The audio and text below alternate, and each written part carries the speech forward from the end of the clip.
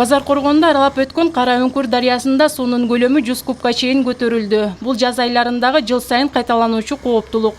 Суу көбөйгөн сайын жай тургундардын тынчы кете баштайт. Анткени сай бойлоп жайгашкан бир канча айылдар бар.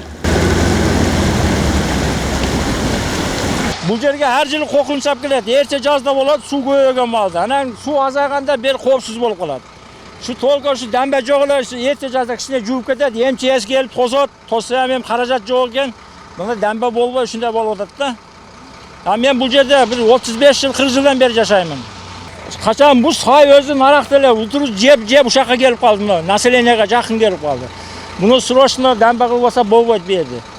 Бу жерде бүт Россияда иштеп бала чакасын баккандар, бу жерде бүт камбагал адамдар жашашат.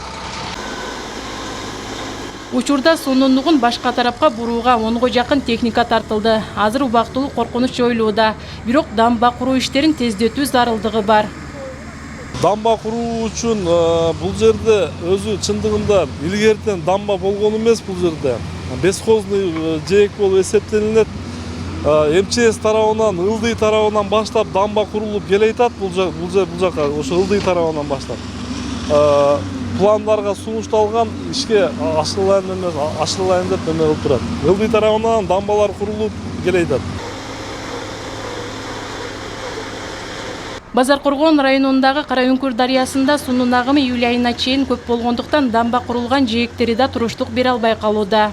Райондун аймагында мына Кара Үңкүр дарыясынын жээктери чындыгында дамба бар жерлери узам коркунучтуу. Неге дегенде дамбанын нугу жылдан жылга түшүп кетип атат. Түшүп кетип биз тараптан аткарылган олорда көрсөңүздөр болот. Аткарылган дамбалардын зуптарынан да ылдый түшүп кетип, биздин дамбалар да түшүп ылдыйга коркунуч болгон жерлер көп. Райондо бүгүнкү күндө МЧС жана жергиликтүү бийлик тарабынан совместный 3 жерде жумуш иштеп атат. Учурда коркунуч жараткан аймакка өзгөчө кырдаал абалы киргизилип, кооптулук убактылуу болсо да жоюлууда. Буга чейин 20 метр жерди суу жеп, Достук айылындагы үйлөргө жакындап калган.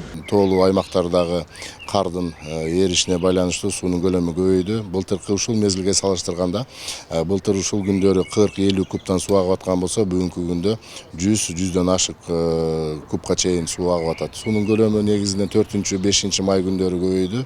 Суунун агымын бурганга жетиштик. Азыр суу агымы анчалык көп болбой атат. Учурда азыр 80 кубтан ашык суу бар Кара Үңкүр дарыясында.